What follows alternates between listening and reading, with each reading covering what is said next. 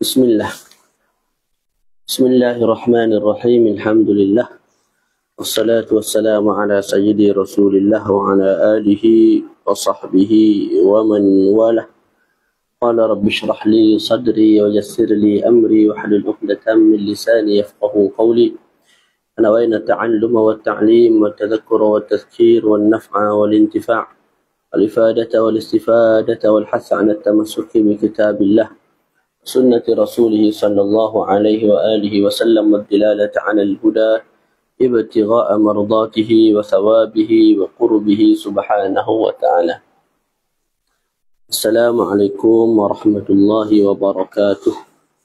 Alhamdulillah, syukur kepada Allah Subhanahu wa Ta'ala, kita diberi ruang dan kesempatan sekali lagi untuk sama-sama berkumpul bagi meneruskan bacaan kitab Mukhtasar Ibni Abi Jamrah yang merupakan ringkasan kepada Sahih Al-Imam Al-Bukhari rahimahullah ta'ala, an-nafa'ana bihi fid dharain amin. Jadi hari ini kita masuk hadis yang pertama insya-Allah ta'ala. Bismillahirrahmanirrahim. Qala al-musannif rahimahullah wa nafa'ana bihi fid dharain amin.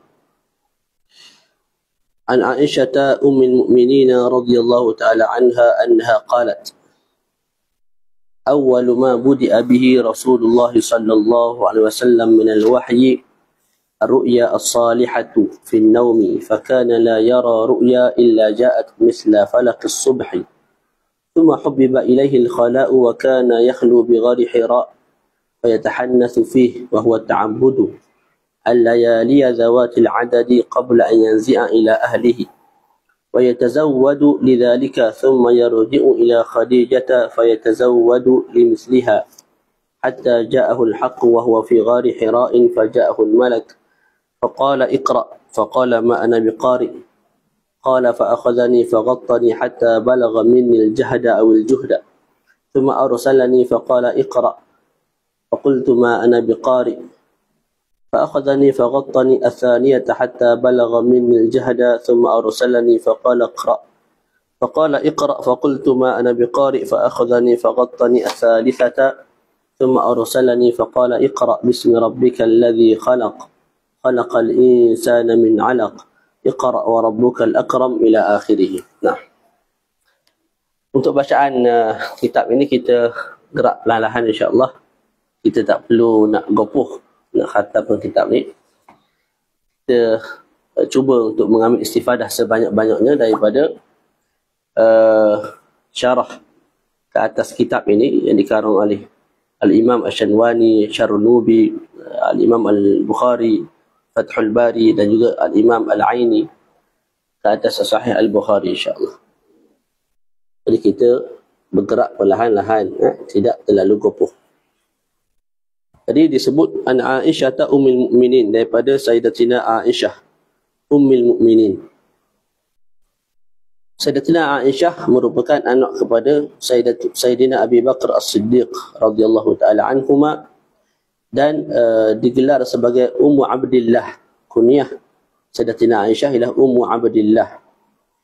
Mak kepada Sayyidatina Aisyah bernama Ummu Ruman, dan Nabi berkahwin dengan Sayyidatina Aisyah ketika mana Nabi di Makkah, sebelum Nabi hijrah ke kota Madinah. Cumanya Nabi betul-betul bersama dengan Sayyidatina Aisyah radhiyallahu taala anha selepas daripada peperangan Badr.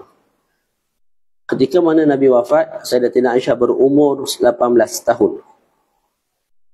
Jadi itu Sayyidatina Aisyah Ummul Mukminin. Sayyidatina Aisyah merupakan Ummul Mukminin. Ummul Mukminin ini maknanya mak kepada orang-orang yang beriman, yang lelaki.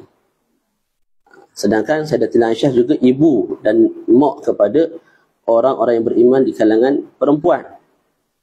Jadi sebenarnya boleh kita sebut Ummul Mukminat, cuma disebut Ummul Mukminin min babit taghlib, kita beratkan belah lelaki, maka disebut Ummul Mukminin, ibu kepada orang beriman di kalangan lelaki. Tidak dinafikan beliau juga ialah ibu kepada orang beriman di kalangan wanita. Nah, maksud kat sini, ibu kat sini ialah pada sudut kehormatan. Jadi seperti mana kita menghormati ibu kita, maka samalah kita kena menghormati Sayyidatina Aisyah. Malah penghormatan kita kepada Sayyidatina Aisyah berlipat kali ganda berbanding penghormatan kita kepada ibu kita sendiri. Dan juga pada sudut pengharaman kahwin. Jadi kita haram berkahwin dengan isteri-isteri Nabi walaupun selepas Nabi wafat. Sama seperti kita haram berkahwin dengan ibu kita sendiri. Namun pada sudut yang lain, Sayyidatina Aisyah ataupun Ummul Mukminin yang lain, dia tidak mengambil hukum ibu sepenuhnya. Jadi ambil hukum ibu tu pada sudut kita membesarkan dia, kita mengagungkan dia, haram kita berkahwin dengan dia. Tapi tidak pada sudut keharusan khalwat. Kita dengan mak kita boleh duduk berdua tak? Boleh. Tapi kita dengan isteri Nabi tak boleh duduk berdua di tempat yang sunyi, tak boleh, haram. Tak. Kita dengan mak kita. Tak. Mak kita ada anak. Anak mak kita tu adik kita lah. Adik perempuan kita. Kita boleh tak berkahwin dengan adik perempuan kita? Tak boleh. Sebab apa? Sebab sama mak. Faham tak? Adik perempuan kita haram berkahwin dengan kita. Sebab apa tu? Sebab maknya sama. Makmu tu mak aku tu makmu. Dia adik-beradik mana boleh berkahwin kan? Tapi kita boleh berkahwin dengan anak-anak Sayyidatina Aisyah. Kita boleh berkahwin dengan anak-anak Ummul Mukminin yang lain. Tidak ada masalah pada sudut itu. Ibu kita boleh tengok tak? Ibu kita boleh. Tengok tanpa syahwat lah. Dengan syahwat haram tapi tanpa syahwat. Tengok, tenung muka. Tak ada masalah ibu kita. Tapi Sayyidatina Aisyah dan Ummul Mukminin yang lain tak boleh kita tengok walaupun tanpa syahwat. Tak. Mereka kalau ada hajat tertentu. Kemudian ibu kita kalau kita sentuh, wuduk kita tak batal. Berbeza kalau kita sentuh Ummul Mukminin, isteri-isteri Nabi, kekal wuduk kita batal.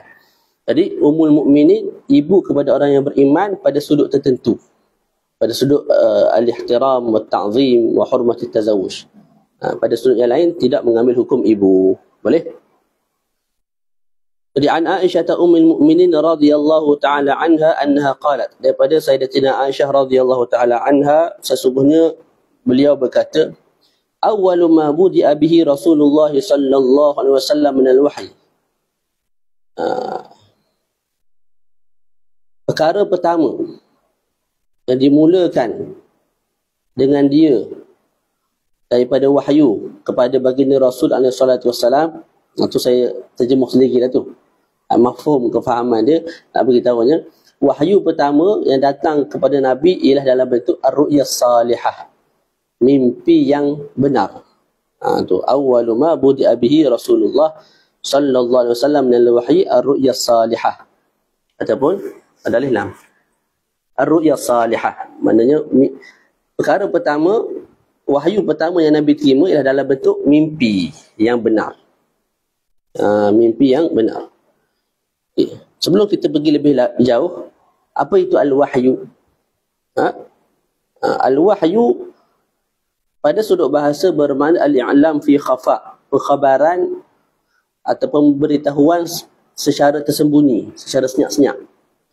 Adapun pada sudut syarak, al-wahyu bermakna i'lamullah ta'ala anbiya'ahu bisyai', perkhabaran, pemberitahuan, pemberitaan oleh Allah Ta'ala akan nabinya dengan sesuatu. Allah Ta'ala bagi tahu Nabi sesuatu. Allah Ta'ala khabarkan sampai kepada Nabi sesuatu. Itu mana al-wahyu pada sudut syarak. Sama ada Allah Ta'ala sampaikan sesuatu itu dengan kitab, seperti Taurat turun kepada Nabi Musa, ataupun dengan perutusan malaikat, seperti diutuskan Nabi Jibril kepada baginda Rasul SAW, ataupun dengan cara mimpi, seperti mimpi yang salihah ataupun yang benar, ataupun dengan ilham dan sebagainya. Ya? Okey. Kemudian qala Asy-Syami fi siratihi, Al-Imam Asy-Syami rahimahullah dalam kitab beliau kitab sirah beliau mengatakan, jenis wahyu ni ada 8. Anwa'ul wahyi thamaniyatun. Jenis wahyu ni ada 8. Yang pertama ialah ar-ru'ya as-sadiqah, mimpi yang benar. Dan datang dalam hadis yang sahih riwayat Imam Bukhari, ru'yal anbiya'i wahyun. Tu jelas sungguh tu. Mimpi para nabi ialah wahyu. Mimpi para nabi ialah wahyu. Antaranya ialah contoh wahyu dalam bentuk mimpi ni ialah Nabi Ibrahim berkata kepada anaknya, ya bunayya inni ara fil manam an azbahuk. Wahai anakku, aku tengok dalam mimpi aku menyembelih kamu. Itu wahyu tu. Cuma wahyu dalam bentuk mimpi. Itu yang pertama. Jadi wahyu boleh datang dalam bentuk mimpi yang benar. Yang kedua ialah ilham. Ilham maksudnya apa? Ay yanfusa al-malaku fi ru'ihi ay qalbih min ghairi an yarah. Malaikat tiup ataupun menyampaikan sesuatu ke dalam hati Nabi tanpa Nabi melihat malaikat tersebut. Itu dipanggil al-ilham. Yanfusu ay ramah. Ramah ataupun alqa. Jadi malaikat meniup atau menyampaikan sesuatu ke dalam hati Nabi tanpa Nabi melihat malaikat tersebut. Itu jenis wahyu yang kedua. Boleh jadi wahyu sampai dengan cara ilham. Dengan cara ilham. Seperti mana hadis baginda Rasul SAW, inna ruhal qudus nafasa fi ru'i. Maknanya malaikat Jibril meniup ataupun menyampaikan sesuatu ke dalam hatiku. Apa yang disampaikan oleh malaikat Jibril kepada Nabi? Lan tamuta nafsun hatta tastakmila rizqaha wa ajalaha fattaqullaha wa ajmilu fit talab. Wahyu itu ialah tidak akan mati seseorang melainkan selepas dia sempurnakan rezekinya dan juga ajalnya. Jadi kita tak akan mati, wallahi tak akan mati. Selagi mana rezeki yang ditetapkan oleh Allah untuk kita belum kita habiskan. Walaupun sebiji beras mesti kita makan, barulah kita mati. Maka fattaqullah, bertakwalah kamu kepada Allah, wa ajmilu fi talab, dan mintalah kepada Allah dengan comel dan elok. Boleh? Maksudnya apa? Jangan terlalu bersungguh dalam mencari rezeki. Malah mintalah rezeki yang halal dengan kadar hajat sahaja. Jangan pula jangan sampai ke peringkat bila mana rezeki itu lambat, maka kamu cari rezeki dengan cara buat maksiat kepada Allah, mencuri, rasuah dan sebagainya. Sebab kurniaan Allah itu tidak dicapai melainkan dengan ketaatan kita kepadanya. Jadi itu yang kedua. Jadi yang pertama, jenis wahyu apa dia? Mimpi yang benar. Yang kedua dengan cara ilham malaikat kepada hati Nabi. Yang ketiga ialah an ya'tiyahu mithlu salatil jars. Al-jars. Datang mimpi kepada datang wahyu kepada Nabi dalam bentuk suara loceng yang sangat kuat. Dalam bentuk suara loceng. Faham tak? Dan itu kaedah ataupun cara wahyu yang paling membebankan Nabi. Jadi Nabi menerima wahyu dengan pelbagai cara. Cara yang paling Nabi terbeban, Nabi rasa paling berat ialah salsalati al-jaras, iaitu suara loceng yang sangat kuat. Boleh? Ya.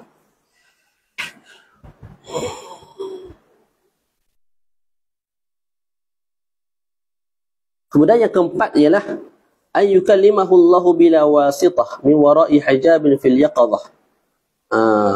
Wahyu boleh datang juga dengan cara Allah Ta'ala bercakap dengan Nabi tanpa sebarang perantaraan. Tu. Dalam keadaan Nabi sedar. Seperti mana berlaku pada Nabi Musa. Bercakap kat sini, sebagaimana kita faham, ialah bercakap dengan kalam Allah Ta'ala yang azali, yang abadi. Allah Ta'ala memperdengarkan kalam yang azali itu kepada Nabi Musa. Tanpa ada suara, tanpa ada huruf, tanpa ada bahasa tertentu. Bagaimana wallahu a'lam. Namun itu antara satu kaedah penerimaan wahyu oleh para rasul, para nabi. Yang keenam ataupun yang sudah sini hak kelima tak ada. Tak perasan tadi. Yang keempat, mana yang kelima? Sedua, tiga.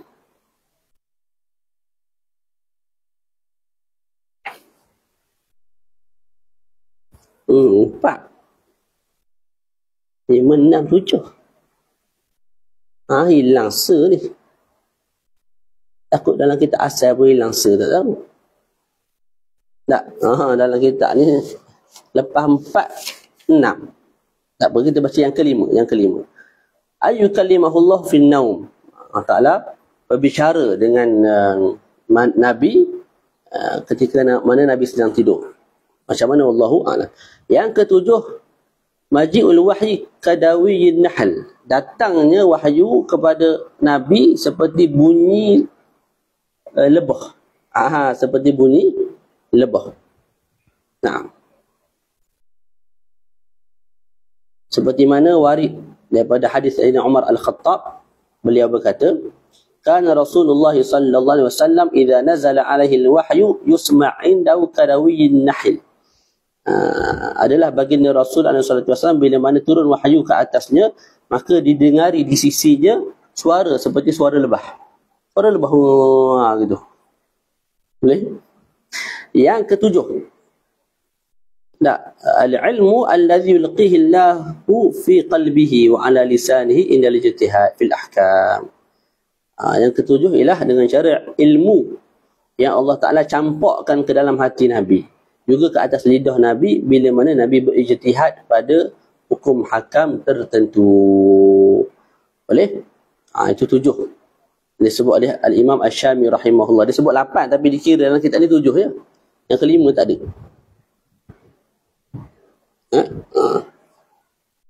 Boleh?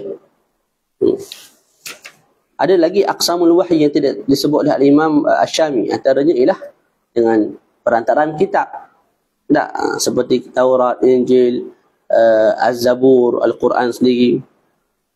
Jadi ada agak banyaklah jenis-jenis atau kaedah-kaedah wahyu itu disampaikan kepada para Rasul alaihi wassalatu wassalam. Naam. Jadi kita baca balik daripada Sayyidatina Aisyah radhiyallahu taala anha ummul mukminin, beliau berkata, awwalu ma budi'a bihi Rasulullah sallallahu alaihi wasallam min al-wahyi. Maknanya wahyu yang pertama yang Nabi terima ialah dalam bentuk ar-ru'ya as-salihah. Mimpi yang salihah, iaitu mimpi yang benar. As-salihah dengan makna as-sadiqah, mimpi yang benar. Nah. Dan mimpi itu datang dalam tempoh 6 bulan. 6 bulan pertama.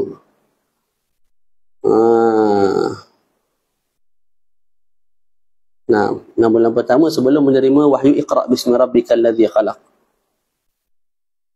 Kenapa Nabi menerima wahyu pada permulaannya dengan mimpi dahulu, tidak terus Al-Quran, tidak terus tidak datang terus dalam bentuk Al-Quran, Iqra' bismi rabbikal ladzi khalaq ala tul, dimulakan dengan wahyu dulu. Kenapa? Why? Leh. Kenapa? Limadha? Nah, alasannya kata ulama adalah kerana kalau Nabi terima wahyu dalam bentuk Al-Quran secara terus begitu, tanpa ada muqaddimah, mimpi-mimpi yang sadiqah, yang benar, maka sebenarnya Nabi sendiri pun tak mampu nak pikul perkara tu. Lam yutiq dhalik, Nabi tak mampu. Atas dasar itu datangkan wahyu dalam bentuk ar-ru'ya as-sadiqah dahulu. Faham tak? Nah. Okey. Fakana la yara ru'ya illa ja'at misla falaqis subhi. Jadi cara pertama, wahyu pertama yang Nabi terima ialah dalam bentuk mimpi yang benar dalam tidur. Fakana la yara, dan adalah baginda Rasul SAW tidak melihat mimpi tersebut illa ja'at, melainkan mimpi itu datang misla falaqis subhi, melainkan mimpi itu datang dalam bentuk falaqis subhi, cahaya subuh yang sangat terang benderang. Boleh?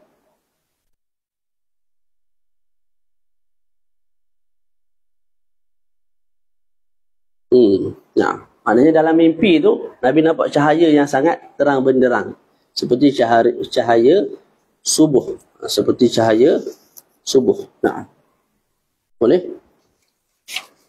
Jadi kesimpulannya, Sayyidatina Aisyah bagi tahu Wahyu yang pertama baginda Rasul SAW terima ialah dalam bentuk mimpi yang benar. Dan mimpi itu tidak Nabi lihat dalam mimpi baginda, melainkan datang mimpi tersebut dalam bentuk terang benderang. Cahaya yang sangat terang. Dalam mimpi lah. Faham tak? Bukan waktu tengah jaga cahaya tu datang tak. Datang cahaya tu dalam bentuk mimpi, dalam mimpi. Boleh? Summa hubbiba ilaihil khala'. Ada masa lagi tak? Summa hubbiba ilaihil khala'u. Kemudian selepas itu Nabi disukakan untuk menyendiri. Untuk menyendiri. Nah, apa rahsia? Allah Ta'ala campurkan dalam hati Nabi rasa seronok, rasa minat untuk menyendiri dan beribadat di Gua Hira. Rahsianya ialah kerana bila kita berkhalwat, maka hati kita fokus kepada apa yang kita nak, apa yang kita tuju, iaitu Allah Subhanahu wa Ta'ala dalam konteks ni lah.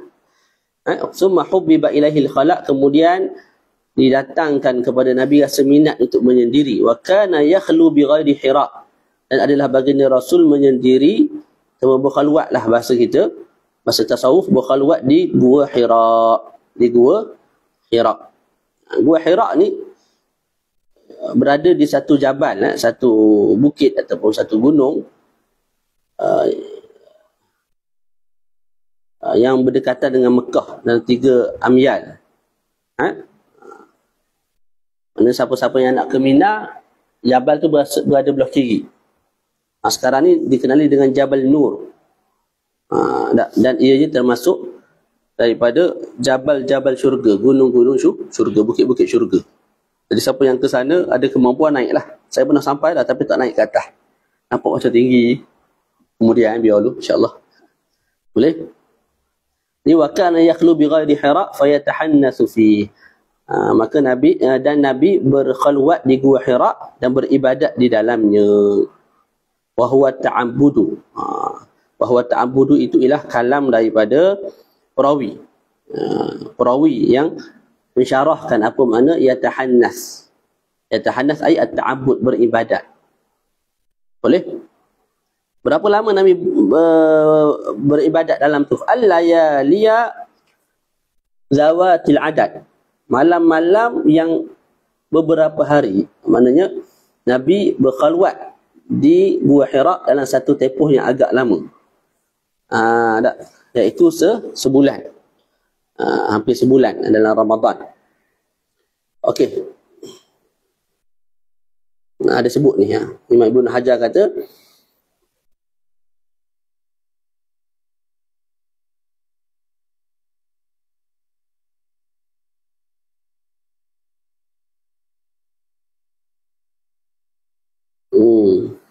sekejap.